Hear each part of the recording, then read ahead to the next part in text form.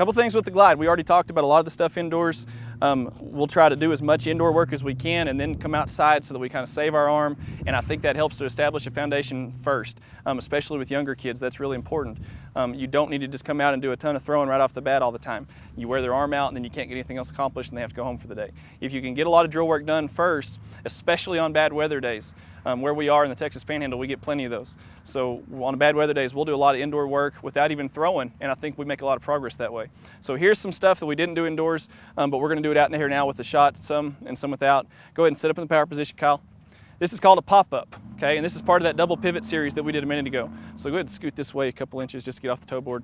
All he's gonna do is he's gonna do a double pivot, except now he's gonna take this left foot and at the finish, he's just gonna pop it up in the air. And that, again, reinforces the idea that the body weight has to be distributed on the back, okay? Try pop-up. Good, that's all there is to it. It's a simple movement. One more time. The thing that I love about it, though, is they cannot do this movement if they lean to the left. So it prevents them from being able to do that. All right, that's called a pop-up. Double pivot step over. When kids were young, when this guy was young, and a lot of my kids when they're young and they haven't done a lot of throwing, they're scared of the toe board. They think they're gonna break their leg on the toe board, and so they don't want to attack the finish.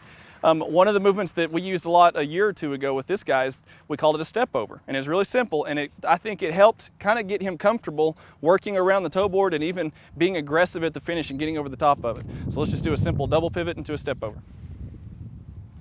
That's all it is. And we do a throw. Obviously, he's not throwing it, but you can do plenty of throws this way.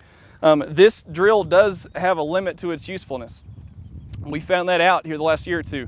Finally, you have to, once they get comfortable at the toe board, you have to kind of take this drill away from them because it will create problems eventually if you overuse it. But it's a good one. Go ahead and do it one more time. It's a good one when they're young, especially to get them to challenge that toe board. Just step over it.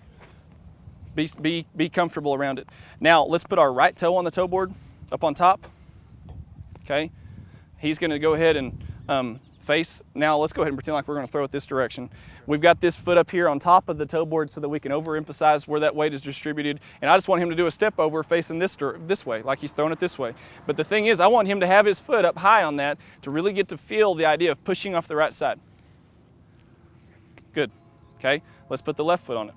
And let's face the front. We'll do both feet for different reasons. When his left foot is on here, now we really have to try to create a solid block and post up that left side and get him to lift through the throw. So because when he sets up in the power position, go ahead and set up, this left knee's bent. It has to be because of where the foot is. So what he has to do to compensate for that is really lift the left side at the finish. Go ahead, full step over, good. That's great, that's all there is to it. So we do those out here on the toe board. Another drill that we do to get him used to rolling off of his heel at the beginning of the glide is we put his toe up on top of the toe board and we just glide away from the toe board. So we'll just glide and hit the power position and stop.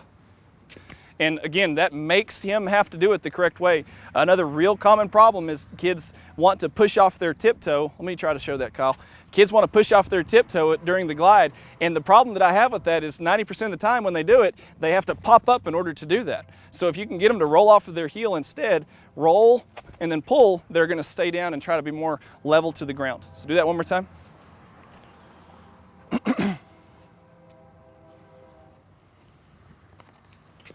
Good.